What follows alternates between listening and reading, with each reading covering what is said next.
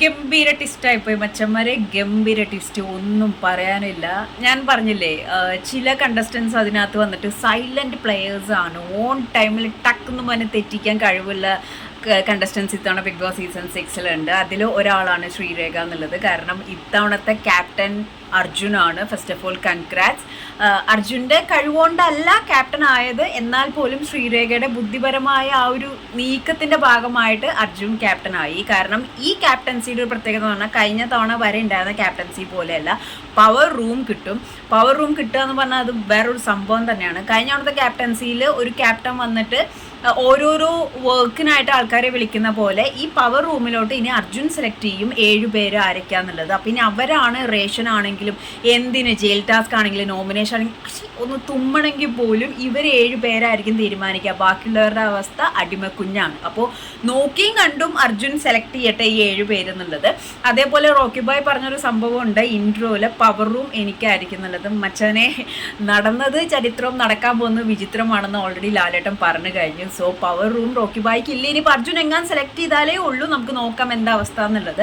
പക്ഷേ എന്നിരുന്നാൽ പോലും റോക്കി ബായി ക്യാപ്റ്റൻ ആയി എന്ന് പറഞ്ഞിങ്ങനെ സമാധാനിച്ച് ആഘോഷിക്കുന്നതിൻ്റെ ഇടയിൽ ശ്രീരേഖ വന്ന് സൈലൻ്റ് ആയിട്ട് ടപ്പേന്ന് പറഞ്ഞ് അങ്ങോട്ട് മറച്ചു കൊടുത്തത് പൊള്ളി വൈബായിപ്പോയി. വേറെ ഒന്നും പറയാനില്ല. അതൊരു ശരിക്കും പറഞ്ഞു കഴിഞ്ഞാൽ കഴിഞ്ഞ തവണ കട്ട ടാസ്കിൽ മിഥുൻ മാറിയപ്പോൾ ഞാൻ ആ കട്ട എടുത്തപ്പോൾ ഉണ്ടായിരുന്ന ഒരു ഫീൽ എനിക്കിപ്പോൾ ഫീൽ ചെയ്യാൻ തോന്നി. അപ്പം അത് നല്ലൊരു മുന്നേറ്റം തന്നെയായിരുന്നു. അപ്പോൾ ഇനി ഫസ്റ്റ് ബിഗ് ബോസ് സീസൺ 6 അർജുൻ്റെ ക്യാപ്റ്റൻസി ഇനി അങ്ങോട്ടൊരു 7 ഡേയ്സിലോട്ട് എങ്ങനെയാണ് എന്തൊക്കെയാണെന്ന് അറിയാനായിട്ട് ഭയങ്കര എക്സൈറ്റഡ് ആണ്. അതേപോലെ തന്നെ 7 ആളുകളെയും സെലക്ട് ചെയ്യുന്നുണ്ട്. നെക്സ്റ്റ് ക്യാപ്റ്റൻസിയിൽ ഈ പറഞ്ഞ മാതിരി ഗ്രൂപ്പ് ഗെയിം ആണെങ്കിൽ ഇവർ അങ്ങോട്ടും ഇങ്ങോട്ടും റിപ്പീറ്റ് ആയിട്ട് വരും, അല്ല ഇൻഡിവിജ്വൽ ഗെയിം ആണെങ്കിലാണ് മാറ്റം വരുന്നുണ്ടാവുക. അപ്പോൾ ഇത്തവണത്തെ സംഭവങ്ങൾ മാറ്റി പിടിച്ചാലോ എന്ന് പറഞ്ഞപ്പോൾ ഇത്രയും എക്സൈറ്റ്മെൻ്റ് ആവുമെന്ന് ഞാൻ വിചാരിച്ചില്ല. പക്ഷേ ശ്രീരേഖയുടെ ആ ഫാസ്റ്റ് മൂവ്മെൻറ്റ്, ആ ഫാസ്റ്റ് തോട്ട് കാരണമാണ് ഈ ഒരു ട്വിസ്റ്റ് ഉണ്ടായത്. കാരണം നമുക്ക് മനസ്സിലാക്കാൻ പറ്റും ഞാൻ ക്യാപ്റ്റനായി എന്ന് ചിന്തിച്ചിരിക്കുന്ന സമയത്ത് പെട്ടെന്ന് ഒന്നൊരാൾ സംഭവം എന്തെങ്കിലും മാറ്റി മറിക്കുമ്പോൾ ഉള്ളൊരു മാനസികാവസ്ഥ എന്ന് പറഞ്ഞാൽ എൻറ്റയർലി ഡിഫറെൻ്റ് ആണ്. That was A very good move. കാരണം ബിഗ് ബോസ് എന്ന് പറയുന്നത് ഫിസിക്കൽ മാത്രമല്ല മെൻ്റലിയും കൂടിയും കളിച്ചാൽ മാത്രമേ ആ ടാസ്ക് ആവത്തുള്ളൂ. അപ്പോൾ അടിപൊളി കളർഫുൾ ആയിട്ടുണ്ട് ക്യാപ്റ്റൻസി ആദ്യത്തെ ടാസ്ക് സംഭവങ്ങൾ കാര്യങ്ങളെല്ലാം.